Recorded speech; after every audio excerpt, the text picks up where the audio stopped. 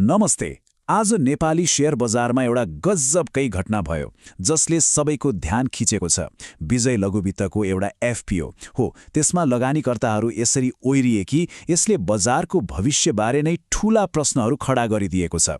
ल आउनुहोस्, यो हलचलको पछाडिको कथा के हो र यसले खासमा के संकेत गर्छ त्यो बुझौं।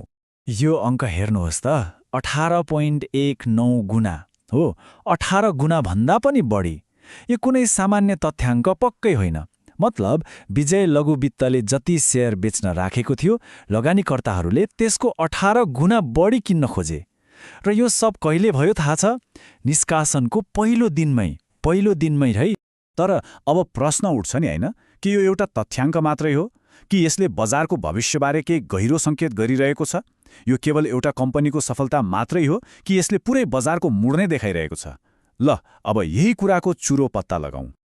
ल अब यो विषयलाई एकदमै सुरुबाटै केलाउँ है। आखिर यो एफपीओ भनेको के हो त? एफपीओ यानि कि फलो अन पब्लिक अफरिङ। अब सरल भाषामा भन्नुपर्दा, बजारमा पहिले नै लिस्टेड भइसकेको कम्पनीले पैसा जुटाउनको लागि फेरि नयाँ शेयर जारी गर्नु नै एफपीओ हो।